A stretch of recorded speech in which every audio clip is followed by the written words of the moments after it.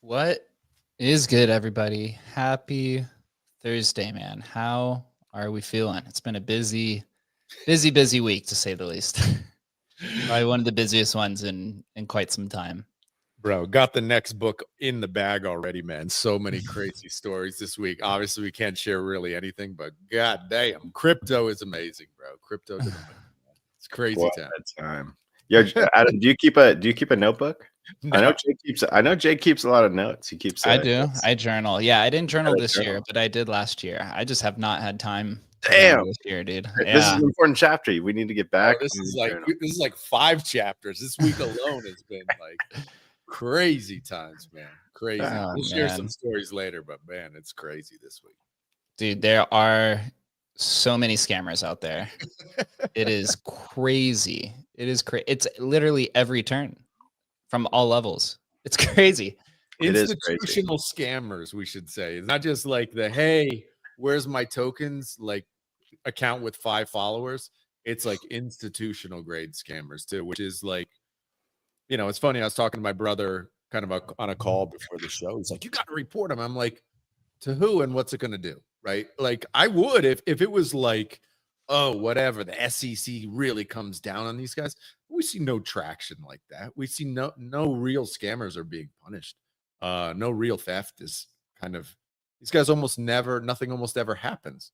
So it's like, what are you putting yourself out there for to even report these guys or put it on the timeline? It's like, what good does that do? Unless it was like, you know, you could somehow convince Zach XBT to like, you know, write a little expose. It's like, other than that, you're almost just hurting yourself. I just don't see the benefit of it. Well, that was like when I got, I guess, socially engineered earlier this year, right? With the fucking AI scam. When I talked with the FBI, they were basically like, there's nothing we could do. Yeah.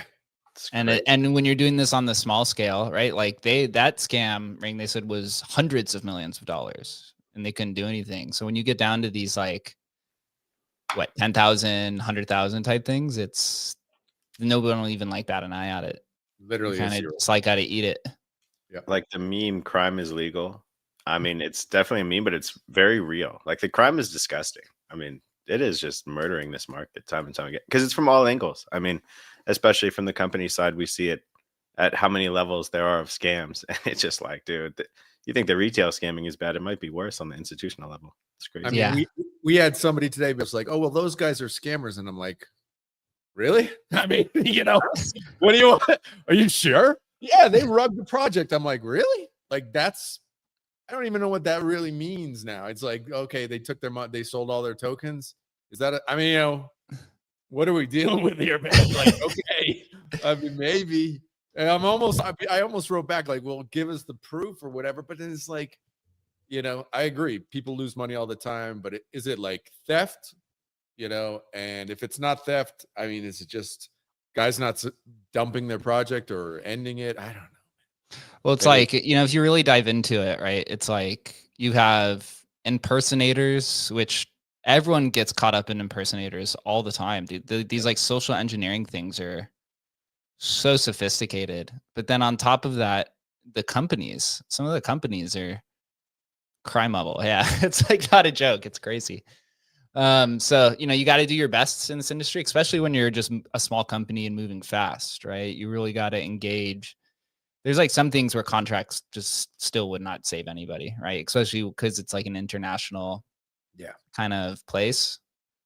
But we do our best. Everyone gets caught up in it in some capacity, but you gotta prevent it at the best level. I mean, look at like earlier this year, if you think of it, was it Bybit or who is it that had the $1.5 billion? Yeah.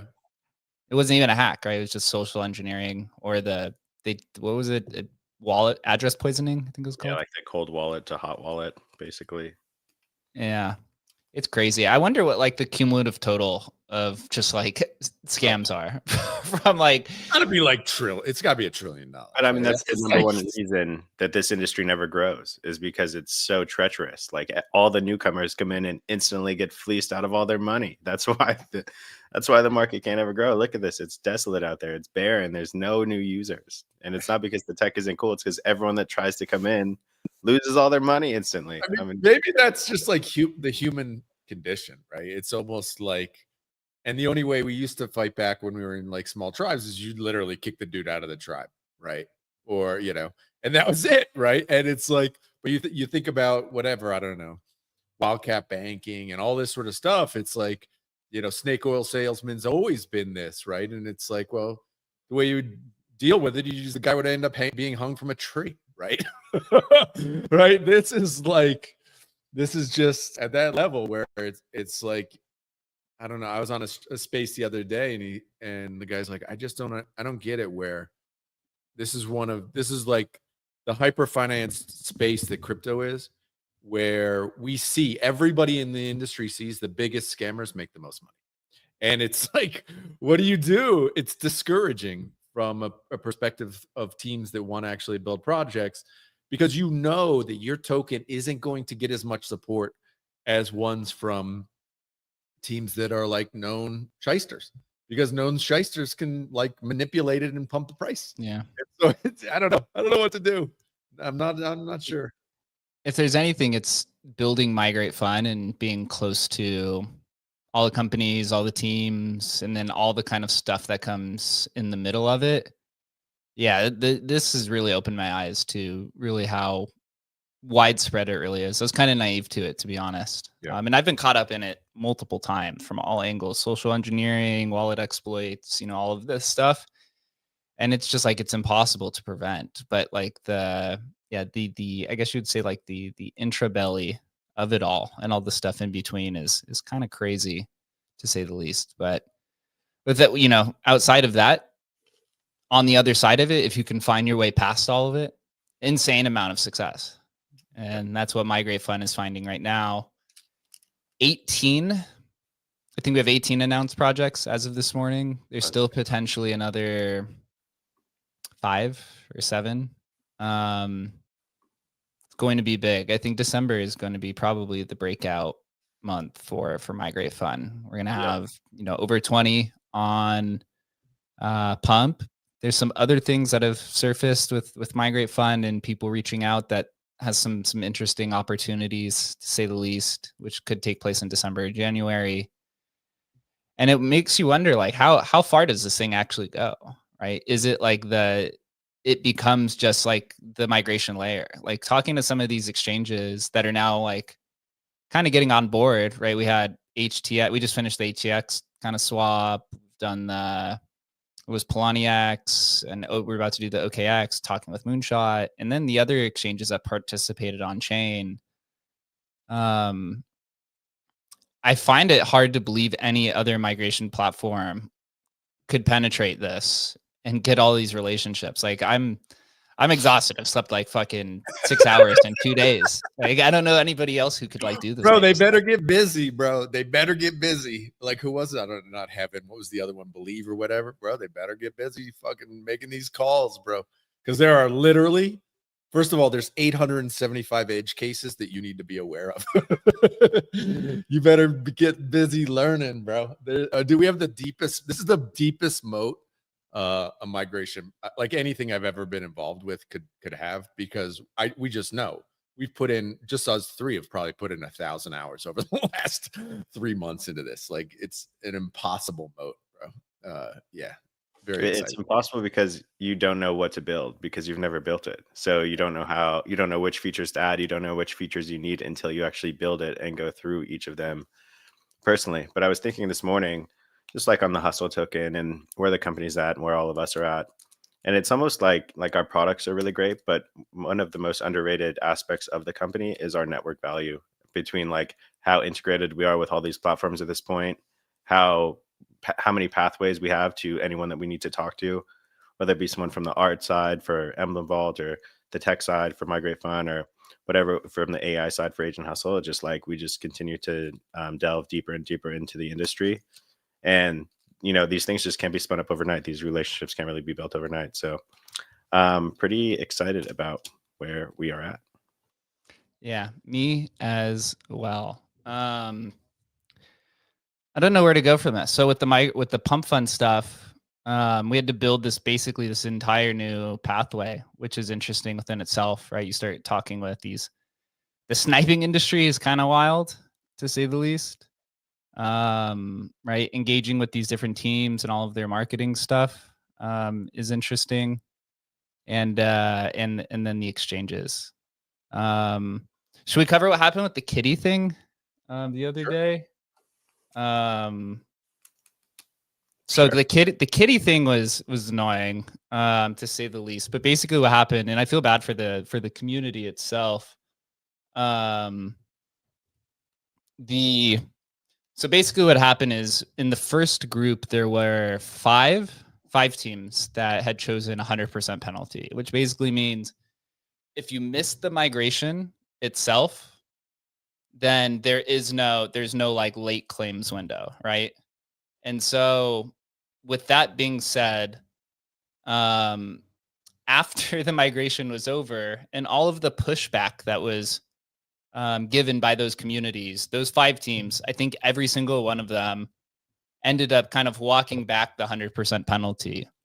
And so they had started creating a list of wanting to do manual redemptions for these people. I don't know what the agreement was between the communities and the teams, but there was immense pressure from us because we had those tokens locked for 90 days.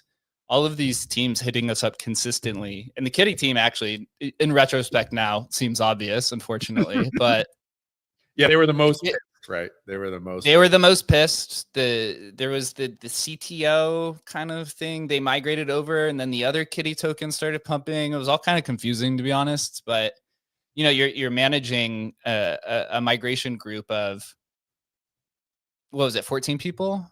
Or something like that. Sorry, I'm tired. Some cognitive ability is like 50% lower than what it is usually. And so because of that, the kitty team was hitting us up consistently once a week from like 6 different team members. Their moderator was hitting us up, their team members, they needed to get it. The Bongo Cat team was patient, but they wanted it, right? All these teams. And so we had told them, once we had built this feature for the exchanges, which is what we had built for and what we've been using for the PayAI stuff. We notified all 5 teams that we were releasing the tokens to them, the 5 teams that did the 100% penalty, right? Because those tokens were not being claimed, so they were kind of just sitting there. So we released them 30 days early to all 5 teams that we had notified. And literally instantly, the team took the tokens and sold them, market dumped it, and then deleted all of the messages in our Telegram group. I have some screenshots, I have the accounts and such like that.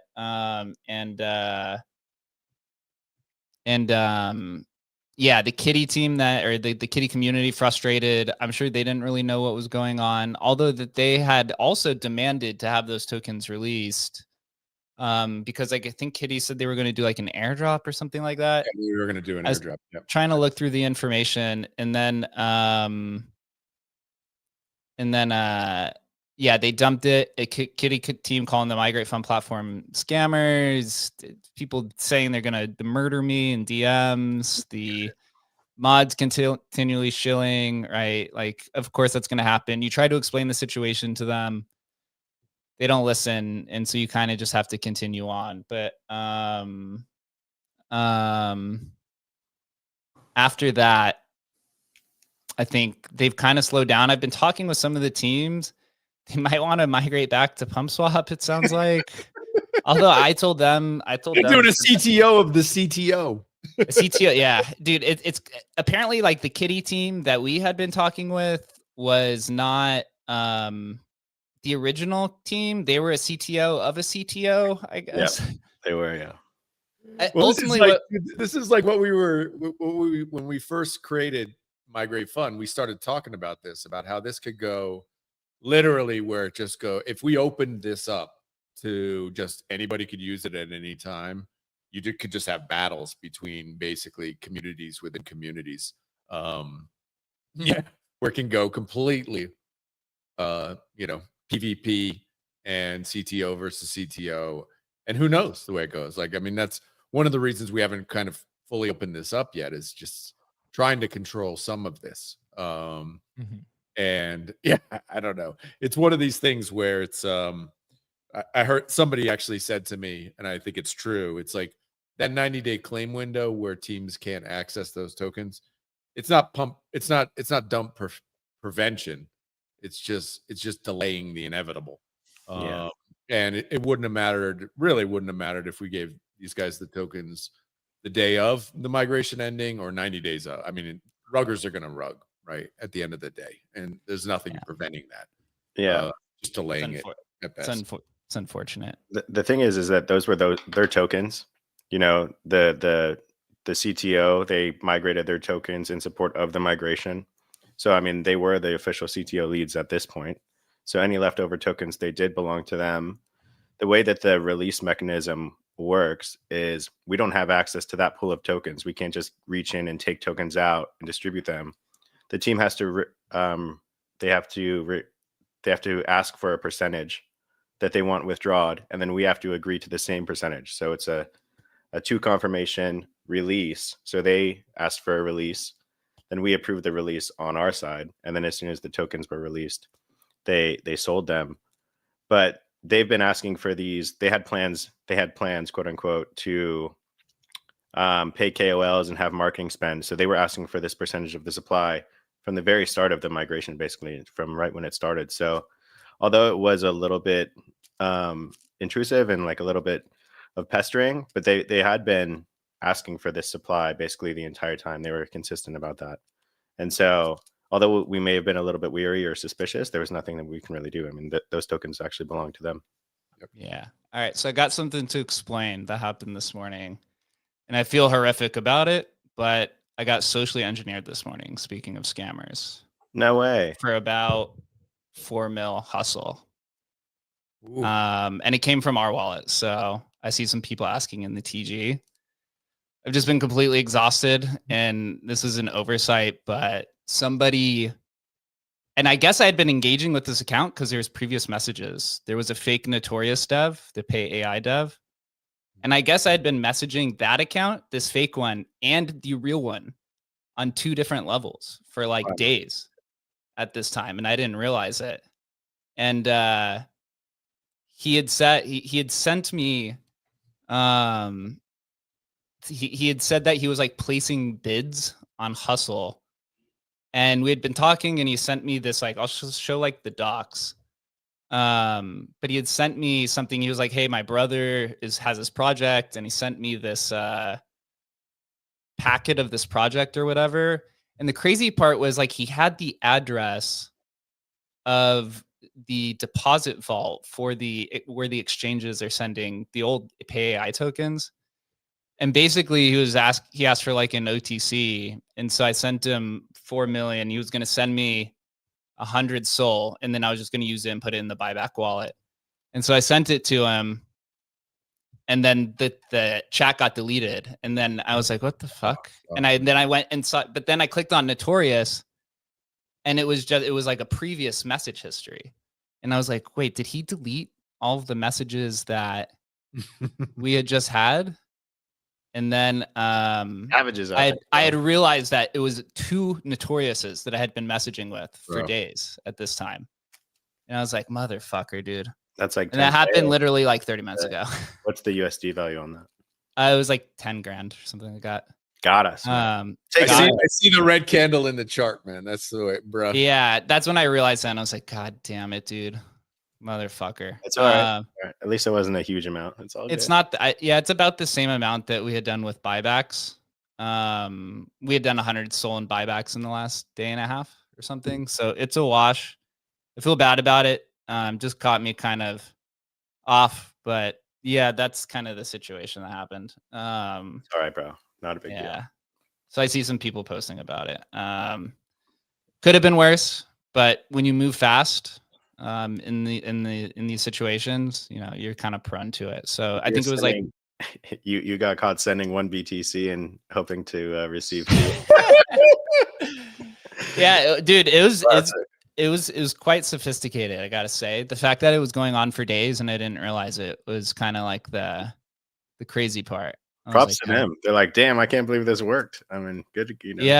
Yeah, it was like, and they asked for 30K, and I was like, no, I'll do 10K, and then I'll just do buybacks, because they were like, I want to be. It was like a fake Notorious account for PAYAI, and we had all the success, and I was like, damn, okay. And he was talking about Hustle and sharing projects, and I was like, oh, interesting. But yes, I apologize to the community. It was caught me sleeping on that one. So that's bro, it's so easy to get worked. I mean, it's a miracle. Like, yeah, it's a miracle. You just can't have anything anywhere. And yeah, it's just honestly, every time I see a phantom like pop up notification on my wallet, I'm like, oh, I probably just got hacked. Yeah, like, dude. I see one pop up at like 8 at night when I'm in bed or something. And I'm like, oh, did I just get hacked? I guess I'll check tomorrow morning, man. That was like in our dev chat, Shannon put hi, and he never puts hi. And I was like, oh, fuck. I was like, is he hacked? I was like, oh, no. So that happened. So, yeah, I probably just need to go touch grass, to be honest, in this situation. Yeah. But so a little bit of an impact on the chart, but we move forward. Still got a lot of progress. And yeah, so speaking of scams, like, they're all over the place. It's easy to fall susceptible to it.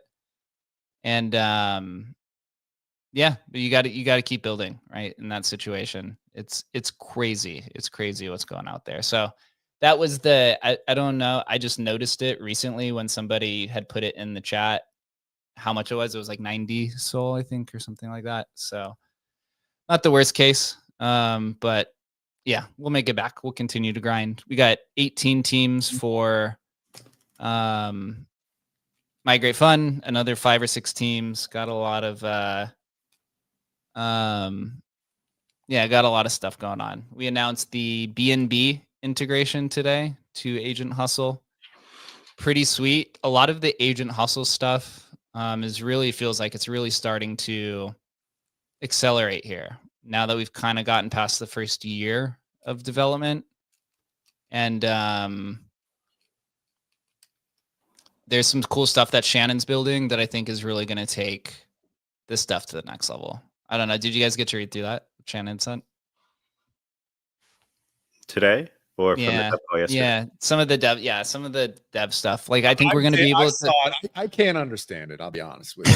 It's wallets and on top of wallets in a, So I don't fully get, like, I need it to be flushed out where I can like wrap my head around it. I know, this is when Shannon's like, it's a 402 payment protocol, blah, blah, blah. And I'm like, okay, If tell me Shannon's what I excited, can you do get with it, right? excited. It's like, yeah. Yeah, It's like, what you realize in this industry is like, there's all these retail products, right? Like fees and things like that. But like where the real money is made is on the enterprise level, right? It's getting all of these products and all of these businesses linked up to your APIs, hooked up to your MCP servers, using your SDK, and basically just ensuring that you become like the router of your industry or the wallet or whatever. And this is what brings on a lot of like the institutional kind of bids, right? Is the APIs. Even if you're not profitable, it seems like as long as you have like TVL or whatever KPI metric that they're looking for, it brings more eyeballs. So that's a push that we've been wanting to do for years. I guess literally since Adam and I joined the company, and Chris, is to get into this enterprise level stuff. So we have 3 amazing products that all have kind of their own SDKs. And so there's a way to kind of present all of them in a way that is very developer friendly to then take this to the next level. So that's pretty cool. With BNB, we integrated Formeme, which is the launch pad. We integrated, was it PancakeSwap or Uniswap? One of the two for the DEXs. And we'll have the conditional engine coming here pretty soon. I don't know if you everyone saw my post yesterday, but I started experimenting with the Ethereum conditional engine. Works pretty well so far. Pretty cool. I was buying Nakamoto strategy with it, which was kind of fun to do. And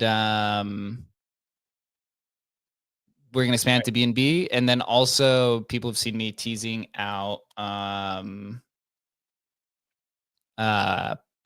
and Polygon, which Adam and I were talking about yesterday on the Hedera show, or with the meme job guys. The Hedera community seems to be like all in on AI stuff.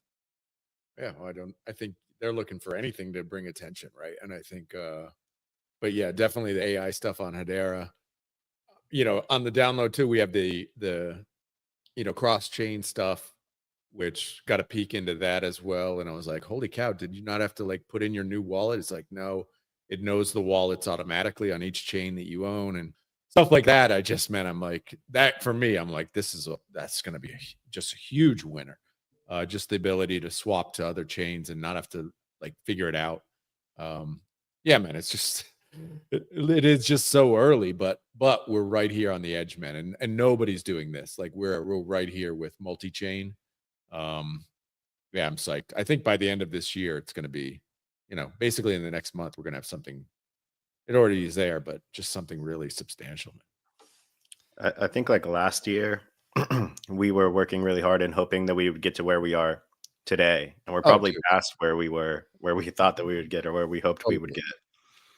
And, the AI business, Agent Hustle's like the foundation of him right now with these multi-chain expansion is so good. It's like just building this foundation is light years ahead of what anyone else can build.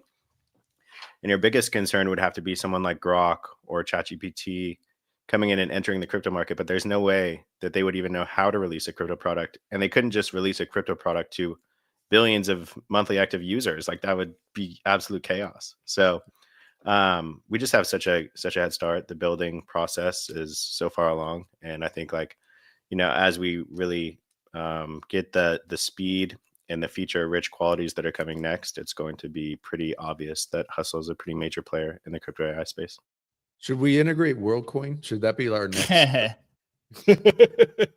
I tell you at the conference down here, #1 lead sponsor, WorldCoin, bro. They had like 5 booths. Literally those orbs, anywhere you turn, there was your orb, just pop your eyeball in. get $2. It's great. Did you do it? No. Bro, Sam Altman is my least. I mean, of all big, Sam Altman's my least favorite. Like, I trust that guy's exactly zero. Less than zero. Yeah, he's the worst. He's a sketch bag. He's full sketch. But Migrate Fund, absolutely cruising. Agent Hustle, absolutely cruising. And Emblem Vault is beginning to pick up speed once again. Most teams don't really manage one successful product, and we're kind of breaking out with 3 and maybe another one on the way. So probably. But can Jake get a nap? Maybe we need to get Jake one of those right. nap pods where he I hate to break it to you guys, but I do have some personal news that is the opposite of that. I did break my chess.com win streak at 14 yesterday. So 14 matches in a row. It's pretty insane. So my cognitive levels are basically the highest they've ever been. So, Chris loves chess.com. We were talking, one of the first products we were talked about was like a crypto chess thing. Yeah, 14 matches in a row is pretty Damn. insane. So that's the personal news. Everyone congratulate me. Jake and I can barely put 2 sentences together. Chris is doing like trigonometry, bro. Yeah, so we're doing well over here. But I think that, managing all these migration teams is just so valuable. Not only do we get a closer relationship with all of them, many of them will go on to be big players in the industry. It's a huge revenue generating stream of revenue for the company. And just the experience of, really building and scaling the Migrate Fund platform and really understanding what our users need within all these different migrations. So it's really just like a multifaceted resource for us. I think in a lot of ways, like what Jake's describing, Shannon's building, and, once I have my head wrapped around it and we can actually understand it's like, but I think these relationships we form and stuff, we realize it's really hard to bring like a developer toolkit to people and get them to integrate it. It's way better to build a product that people are like, oh, wow, that's cool. And then they'll come, right? So I think that's where we almost we have to build it. We have to build like these good use cases or whatever. And if you build a winning product, you can make a shit ton of money anyway, right? And of course, we want builders to build on top of us. But at the end of the day, like our best strategy, I still think, is just building killer products. And so whatever Shannon's building in the background, which I'm sure is going to be like super innovative, it's like, oh, can we craft a cool product around this that gets traction? And that's that's my favorite shit. That's amazing. So I'm psyched for that for sure. Yeah, everything that Shan puts out is always a winner. The guy is so ahead of the time. It's crazy. Goat. The goat for sure. So excited for that. Like I really feel like 2026 is going to be massive. It's going to be massive for the crossover and blend of Emblem and Agent Hustle. Migrate Fund's going to continue to grow. I'm going to continue to find partners. How high that goes, I have no real idea. And then you have Nakamoto Strategy is interesting. We'll continue to take the Pepe fees and buy back Nakamoto Strategy and, see where it goes. It's really kind of an experiment to bring more demand and interest to Rare Pepe and Emblem Vault. That's been pretty dormant over the last year or so, really, because the focus has been on Agent Hustle, the back end of Emblem, the SDK, and Migrate Fund, obviously. But now to bring people back to the platform, you got to spark interest. The cross-chain NFT demand is still very light. Use cases are still not completely there. Still early. It's crazy to say even 10 years later, or 9 years later after the initial idea of Emblem, that it's still early. Like it's crazy. It's crazy to consider that. Well, you think about how the NFT market is so dead, right? There's nothing really happening in NFTs.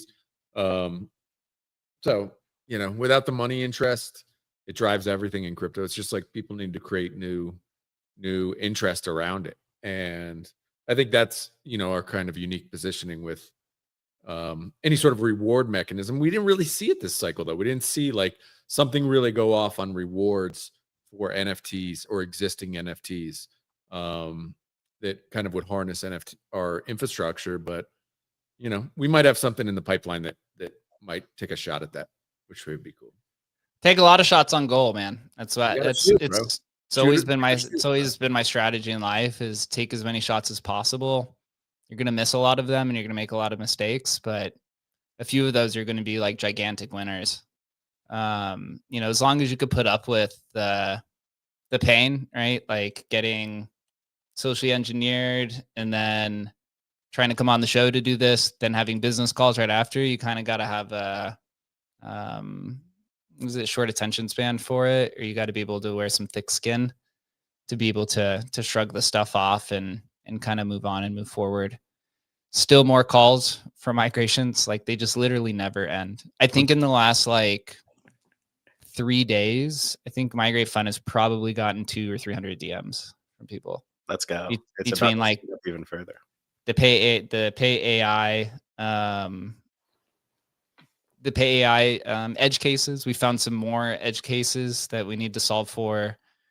Seems like I'm actually quite surprised the amount of people who use Jupiter limit orders. It is an enormous amount of people. I didn't realize it was that popular. It's crazy. But then you also have to vet it, because it's like a lot of these people who reach out are 3 followers, right? Scammers. You know, I had noticed was there were people who would reach out to the Migrate Fund account. We would DM them, and then we'd ask for proof, and you'd come back and the account would be gone. Like they like deleted the account. It's crazy. I'm almost like if they don't have a blue check and 100 followers or whatever, you just don't even respond. You know what I mean? It's just you have to have some sort of level of social proof. It is. I mean, it's a time suck, obviously, and we're dealing with it. But at the end of the day, yeah, there's just so many scams, and it's if they figure out, oh, if I do this, you know, I hit them with 10 different emails, this one gets traction, then I just double down. I create 10 more accounts, and I'll do the same thing 10 more times. You know, it's just it literally is endless. We need to train a hustle up to be our like gatekeeper, bro. Yeah, I think that more like the technology is a big advantage within the migration space, but even more just like the mess of managing all these communities. Like I don't know another team that's just going to walk in and manage 30 teams per cohort and just kind of get everyone in line. And then Nikita, the product manager at X now, he had a good tweet. He said the only thing that matters in consumer software is velocity of shipping. You'll regularly be wrong about what people want. No one is a perfect psychologist, but if you're on the front lines with new concepts every day, your team will have their fingers on the pulse and users and know where to add fuel. And that's literally the ethos of Emblem Vault. We just have a nice product suite that has kind of always a narrative that's somewhere tangentially related, and we can continue taking shots on goal between all the different products. And I agree. I think that that's the only thing that matters. You can think with your whole heart that you're building the perfect product for what the people want, and they might think that it's terrible, but a lot of times they'll use it for a different reason than you even thought that they would use it for. And so you never know what the people want. You just have to keep on building and trying new things, and just hopefully you're building in the right direction, which I think we often are. Yeah, I like the style that we build. I think it's proven to be most effective. Obviously, you have to really grind it out. Right? You have to be able to put up with turmoil. The kitty situation is something, right? That's just one example of many, right? You build this product, you know that it's not going to be refined immediately. And then shit's going to happen. Shit's going to go wrong. People are going to get scammed. People lose money. There's edge cases. And you basically just have to compile it and organize it and then identify what the issues are and then try to improve it. But some of these just like don't have immediate solutions. Like the Jupiter limit order thing is interesting, right? So for Migrate Fund, it's interesting because on one side, you're never going to get everyone to migrate, right? So you have to take this snapshot so that people can migrate their tokens late, right? Because they're going to miss it. But there's people who are LPing on Meteora, or they have their tokens in a smart contract for some DeFi protocol. And so you basically have to figure out, okay, well, if I take a snapshot of this DeFi wallet that's holding all these tokens, that wallet can't interact with Migrate Fund because it's a smart contract, right? So you have to figure out, okay, how do I take a snapshot of all of the wallets that interacted with this smart contract? But then also you have to figure out what the amounts were that were deposited. And then on like the Meteora side, right? It's kind of funny, right? The Meteora founder kind of raising a fuss. We're wrecking the Meteora people. And then comes in our Telegram and says, "Hey, you guys are having an issue." And I said, "Well, yeah, can you help us?" And he says, "No." it's like what the fuck do you want us to do, right? So then you have to deal with the personalities and all these different things. So I just don't think most people have the tough skin to do this, but also the problem solving to figure it out. Like there's no clear solution for it. So what you have to do then is all these people who come in to the account, you have to basically organize them. You have to find out the proof, and then figure out if there's even a solution there. So a few more edge cases that we found for Migrate Fund, but ultimately the goal is to figure out a standard for it.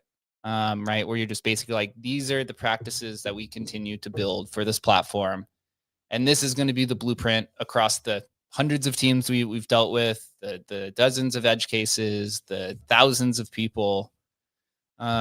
Maybe it never even gets solved, to be completely honest. But if there's one thing for sure, is that there's definitely demand there, which and if the way that you build is you go where the demand is, that seems to be what's proven, right? Like Hyperliquid's a good example, Radium's a good example. These teams that have no venture or no capital backed by VCs or anything like that. That's like us. You push out a product and you see if there's traction, right? It's the VC model is you get all this money, you build a product, and then you try to lure people in with like all these incentives and things like that. I think that's all starting to die, is what it seems like. Like I see a lot of people on the timeline starting to turn on farming of all types, social farming, fee farming, stuff like that. It's but this path that we're going, the Wild Wild West version, very tough to do. Very. I mean, it is. It's really, that Migrate Fund has actually like that we created that meta, and that it's actually there's tremendous demand for it. I've said it before. It's extremely hard to do. You see a few projects each year in crypto make it that way. To create an entirely new class is it just doesn't happen, dude. I mean, for normal people like you and I, you don't hit winners like this very often. And I mean, yeah, it's I mean, our it's incredible our company's had 2 winners like this, incredible in its history, because most people never get 1 winner. And so yeah, it's how many times I'm going to pat ourselves on our backs? This is call. I don't know. Yeah, but it is, dude. As just a business, being a business guy, entrepreneur guy, it's really fucking hard to get a winner. It's so difficult, dude. How many in this last year? 1,000 projects losers, 1,001. How many? Infinite losers. Infinite. To get a winner is really, really fucking hard, man. Yeah, the most exciting thing about Migrate Fund is how big it can get. Like we're at the earliest stages of tokenizing things, all types of tokens. And there's like one chain that has 2 kind of maybe competitive launch pads, but there's going to be hundreds or thousands of chains. Each of them are going to have their launch pads. People are going to want to change from different blockchains to other different blockchains for whatever reason, or different launch pads within those blockchains. And it just, there's like 10% of the world that's maybe in crypto today. And there's going to be, you think there's a lot of tokens now, there's going to be infinite tokens in the it's so myopic, myself included, where my view is so literally like, by the end of the year, I hope we get some. Bro, it's like, McBride, can you pull your head out of your ass? I know you're talking, bro, but like, take a 5-year view on this. And a 5-year view, how big does Migrate Fund get? There are going to be 10 important chains in the world, right? How are those tokens going to move between those chains? Right, that's really fucking important. And can you be an infrastructure piece in that? How much are the key infrastructure pieces are going to be worth billions and billions of dollars, every single one of them? That's important. So what are we valuing Migrate for? Well, the chart says Hustle's worth $3 million right now. Right? It's like, are you retarded? McBride, sell the fucking house. What are you doing? Go all in. But I'm retarded, so what do I know? Yeah, I mean, it's just going to be interesting to watch. You know, everything is going to continue to be tokenized. All of these stocks are going to come on. They have to come on a certain blockchain. Maybe they want to move to a different blockchain. We talk about like ICOs and institutional level ICOs and how maybe launchpads are more of training wheels. And a lot of people over a long enough timeline, everyone wants to go to their own liquidity pool. So there's just like so much opportunity. And to have any product with actual traction in crypto, like Adam said, today is remarkable because it's impossible to get anything that has traction in crypto. But if you're like a key infrastructure player that is necessary for the industry, like the sky is the limit for how big you can get. Dude, let's name the like how many projects, real projects, have real traction from real users in crypto? It's like almost none. Right? It's like less than 75. Probably. It's fake, it's farmed, it's BS, it's fake numbers, fake everything, literally all fake. Or just like you could say how many products actually generate revenue. There's probably like 75 that generate any meaningful amount of money. Yeah. I mean, and this is Migrate Fund's first quarter. It's pretty nuts to see. And the thing is, usually in this industry, you see once a project gets traction, you see copy pasta into oblivion, right? Hyperliquid took off. Now you have Aster. Now you have, I forget what, there's like 5 or 6 of them. One on each chain pops up. There's like one on each chain, right? The Pump Fund takes off. Now there's Bonk Fund, and then there's Aerodrome, and then there's Clanker, right? And then there's all the Formeme and all these other ones. When Uniswap took off, it was Uniswap. Then it was PancakeSwap on BNB, right? Then it was Farmer Joe on Avalanche, and all these ones. It feels like Migrate Fund is just like that times emblem. Is you just become a universal migration platform. That feels like it's really hard to replicate because of just, again, all the situations, right? The hundreds of people you're interacting with a day, the exchanges who, seems like there's something new every time you talk with one of these exchanges, gotchas, the relationships and stuff. So, you know, it works pretty well. That's the same with Emblem. I'm still surprised to this day. There's not a single Emblem competitor to this day. Literally, there's not one, which is crazy because it shows you how sophisticated it is. Obviously, with Agent Hustle, there's multiple DeFi AI platforms, but there's not many. There's like 5, right? 5 or 10, maybe. But it'll be interesting in that sector to see the different areas that people play, or like the different avenues that you go down, right? Like Hayanon is starting to become more of like a portfolio management, I guess, is right the way, or like a chart indicator thing, right? Banker obviously has the kind of social dynamic to it. I have no idea what Griffin's doing, and Wayfinder is also kind of like Agent Hustle. It's like a trading terminal, but I think they also have like a smart contract agent and stuff. I think we have some cool ideas just because it's built on top of Emblem that we can offer some very unique things that no one else can do. But I'm almost more convinced now that the interoperability cycle is going to precede the intelligence cycle from all this stuff that I'm seeing. I put a post out the other day. It was like Circle posted like that they just want to be interoperable with anything. Tether is the same thing. I guess at this like recent Ethereum Dev Connect conference, they're trying to build Ethereum in a way that it's all interoperable with L2s. There's like no bridges or anything, right? So everyone's really kind of considering, okay, how do we move all of these things across all these different chains in a frictionless way? So Emblem gets to be, Emblem gets to be the Amazon, right? Or the kind of package layer with a lot of cool stuff. So really blessed to have, Shannon in that capacity. I'm excited. Yeah, Pratoshi, no one knows what Griffin's doing. They don't tweet anything. I did go to the website like a few weeks ago, and they've made some updates to the site. So they're definitely still building. But I don't know like what the direction is.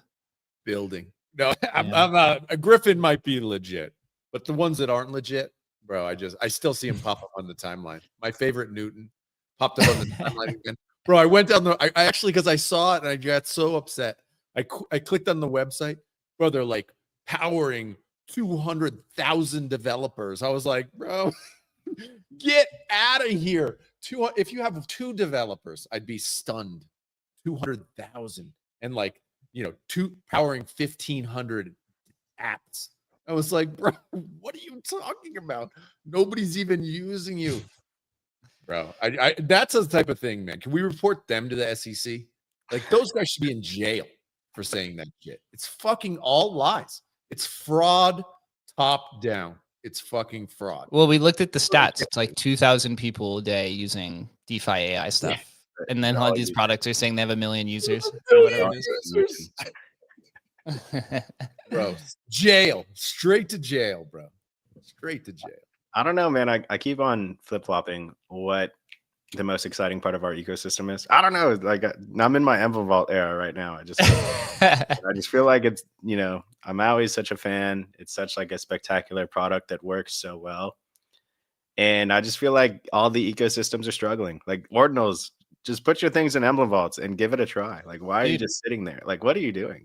It's the call. We had what 3 or 4 calls with the ordinal teams talking about doing strategies. I think one of them is going to move forward, but the strategies TokenWorks team is somewhat unresponsive at times, but you know, it is what it is. But talking with these ordinal teams and you're like, dude, just put 5% on ETH and you'll do it. And they're like, our community will hate us if we do this. And you're like, bro, there's 5 of you dudes. Come on. Yeah, and your community wants you to grow. They want you to take initiative and make the project grow. Like the tribalism is ridiculous at this point. In 2025, the tribalism is insane. There's 12 people in ordinals. Take a risk, move some of them in Emblem Vaults to Ethereum. They're still on Bitcoin. They're just trading on Ethereum. It'll be all right. It's not that stressful, guys. But slowly, I do see the sentiment shifting around that exact kind of avenue. And I don't know. I think over a little bit more time, we're going to see a lot of those ordinals be trading in Emblem Vaults. Yeah, I think Leo's doing a good job with Zap. They definitely came pretty hard with their marketing strategy. It was like, boom, dog. Next day, pups. Next day, Bitcoin and ETH. Oh, we got Zcash now, right? It's like, then we got this. Like that. Leo's obviously, he's like a UI maxi. I think he was a product manager at a Silicon Valley tech company, I think is like what his background is. And you can see it when you use Zap. Like it's a pretty good experience. And he basically just agreed, right? He's like, dude, it's not working just doing native Bitcoin. We got to use Solana if we're going to scale this stuff, right? And you got to go multi-chain. It's unfortunate to just see a lot of the ordinal community really stay and with this, we're not going to any chain or our users are going to hate us if they do. I don't know. I think Rare Pepe is like a great example. Like, look, they're almost all the volume is on OpenSea and on Ethereum, but they're still Bitcoin maxis. Like Rare they all Pepe still is like the most Bitcoin aligned NFT collection that exists. And all of the volume is on Ethereum. Like if they can do it, you guys can do it. Trust me. Like it'll be all right. Ain't nobody downloading free wallet, bro. Nobody's fucking downloading free wallet, bro. It's not happening. Did you guys see that the counterparty guys are creating a new meta protocol? So They're basically show today or yesterday or wherever it was. Yeah, they were on. No, I watched Adam's speech at I think it was like Bitcoin Asia or something like that. It was like a 10-minute speech. They use the ordinals envelope. It's focused on data storage and then also assets. Seems like he's just taking all of his experience and kind of applying it. But even that, he posts it and it gets like 7 likes. Bro, nobody right? gives a shit, bro. Nobody gives a shit. I don't want to be a critic of the counterparty guys because I like them. But I just hear about them always doing stuff and then I never see this stuff ever. Like I don't know. Is it being built? Maybe it is. I mean, I wish him the best. I hope it succeeds. It's called Cantor. It's DOA, bro. I mean, this is like it's literally 18 months too late. Like the ordinals meta protocols, like they're done. They're toast. I mean, the only thing I think has kind of any sort of motion is ARC. But even that, I don't know. I just don't. They still haven't got to mainnet yet. Every time Adam is on the show, it kind of gets me hyped about counterparty. I'm like, all right, cool. And then I'm like, I don't see anything until like the next time we have on the show. And then I don't know, just maybe it's in the void. This was like when I saw them doing this, I was like, oh well, now we know counterparty's gonna ossify. We know that for sure, bro.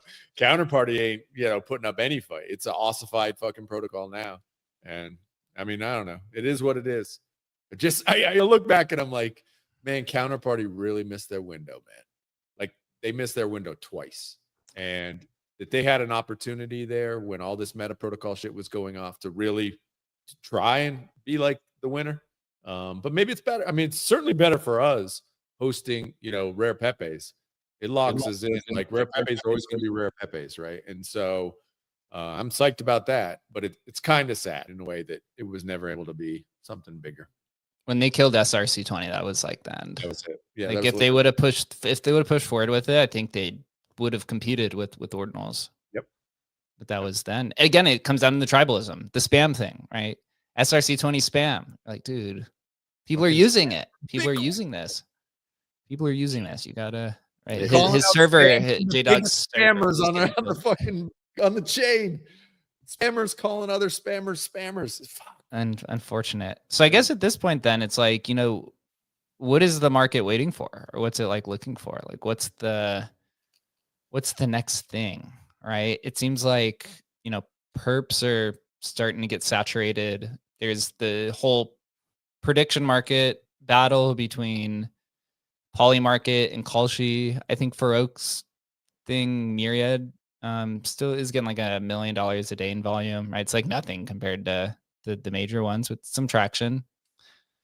But I guess like what's next? Everyone just waiting for like the regulatory act to come through. For like what's if you could subtract price from all of it. Obviously Bitcoin's like under 90K now. But like what's next for the industry? I don't know. That's why I'm grateful that we have Migrate Fund, right? Like we're hanging out in Zoomerland, hanging out with all the energy, where the energy is. Energy is where the youth is, right? Hanging out with the youth. When we talk with these teams, it's mostly inexperienced people, but they have the energy to build. So that just makes me think that Solana is just going to continue to dominate apps. Like Ethereum people are just burnt the fuck out. Feels like. It feels like everyone's exhausted. They've had a rough time in Ethereum land. But right, I mean, like everybody went to Vegas for 2 years. They have no money left. They're just burnt. They're cooked. Too much drinking, too much gambling. Everybody's cooked, dude. Everybody's cooked. It can't be the same old playbook. It's got to be something really, really new and interesting. It's especially bad for the Ethereum guys because their two biggest competitors, Bitcoin and Solana, both went like 10x or 20x, and they're just sitting there at the exact same price, watching all of their criticisms go into the void. But I mean, I don't mind these market conditions. Been in the market for a long time. These are like the best market conditions for builders that actually can build products. We're going to continue to generate revenue. We're going to continue buying back Hustle. We get to buy it back cheap. Thank the Lord. I don't know. It just feels like we're in the best possible position we can be in. So sure. Do we wish market conditions were a little bit better? Obviously, we need crypto users to use our crypto applications. That definitely goes hand in hand. But giving us some more time to increase our lead in our surface area, can't be super upset about it. Yeah. I think the liquidity profile of this next pump fund group should be, I don't know, 5 to 10 million. Before the market took a dive, I think it was like 15 million or something like that, right? So if you take 3.5% or whatever it is, could be pretty big, right? So we're still taking a portion of the buybacks. We just did like 100 Sol buyback. Obviously, me getting tricked kind of washed that out, but we still have those tokens. So we are back to square one, at least from a day ago. I've been bamboozled. It sucks. It's happened to me now 5 or 6 times in the 10 years I've been here. I don't know why. It's because it's terrible, but it is. It sucks, but it's it's low scale. You take risks, right? Like for me, you have so much pressure being a CEO of a company and just on a team where every day the holders are like, the numbers are going down. Why are you guys selling? Why are you not selling tokens? Why are you paying graphic artists in Hustle token, right? Like every little move is criticized. And so you think, oh, I have this opportunity. We just had a big win with the PAYAI guys. You've been talking with them for a month at this point, building good relationship. And he's like, hey, I want to take a long position in Hustle. And then he's like, you could just take the Sol and do a buyback. And I was like, oh yeah, that's a good idea actually, because he's been monitoring it. And you're like, oh, cool. I'll give it to him. He's Scammers are long. smart, bro. Scammers are smart. He literally quoted the buyback wallet, and he was like, "You could do buybacks." I was like, "Oh, dude, that's like a great idea, actually." He's in the hustle community, you know that. He's in the chat. So whoever. Yeah, I was like, "Wow, okay." And the thing is, like, what gets missed a lot of times is like the energy in these chats. Like when PayAI is on fire right now. That team is crazy success. They have enormous amount of Asian holders. Like the majority of people who reach out is like from Asia. They're the leader in the X402 movement. X402 is quite popular, right? And so you're like, oh, cool. This one thing we could do to build the relationship even more for future partnerships and blah, blah, blah. And then you realize it's a scam and you're like, God damn it, dude. God damn it. But you know, we've done successful OTCs before. It's all a risk at this point. Nothing is 100%, right? We're talking with a pretty big AI company that's going to, I think, migrate with us in this group that has to announce. And he's like, this pump fund thing is 100% certain. And we're like, I don't think anything's 100% certain in this industry, to be honest. But Definitely not. we've built it and tested it in a way where it feels like it's certain, for sure. But you know, it's kind of just the way of the business. And here you have to move fast. You have a lot of demands and you take risks. Unfortunately, you do lose out on some of them. So we were talking about this even before the show. You just try to minimize what the losses are and try to maximize, because the wins in crypto are just so enormous that you could have 10, 20, 30 losses in a row. And then that one win just completely washes it all out, right? It's like the death by 1,000 cuts kind of thing. But then, you know, one day when that stops, you're just kind of in the road. And it feels like Migrate Fund is that. So, you know, we'll continue to grind. It doesn't really change anything. I think now the team has 17% supply. We got 15% and then 2% now in the buyback wallet, which most of that probably goes to the Koval and Fuel people for the airdrop. But we'll see where everything is, you know. I guess 3 months from now. I think I went on the On-Chain Rev show the other day, or like a month ago, and I was like, I felt like the market was just gonna consolidate until the holidays. It feels like that's gonna happen, but I don't know. We'll see. You guys got any predictions on where everything goes? Down No only. one knows. Down only. Down only until we get up only again. Who fucking knows, man? Nobody knows the goddamn thing. Nobody knows. Yeah, it is what it is. Anything else before we sign off here? Was there anything else in the market? I haven't followed it in like all week. So many of these calls. Terrible. Bitcoin's Nothing down. big. It's over. Everybody's like, it's over. We're all dosed. It's done. Which honestly, like my brother said to me, remember the fucking thing when there's blood on the streets, right? And so, you know, I wouldn't be averse to buying some stuff too, you know, because you never know. Yeah, it could be over, end of the world. Oh my God, 4-year bear cycle. But if it is, who gives a shit? Yeah, maybe take a little off the table, but often when it's really, really bad like this, and sentiment is terrible on the timeline, Yeah, that's actually a buy signal sometimes.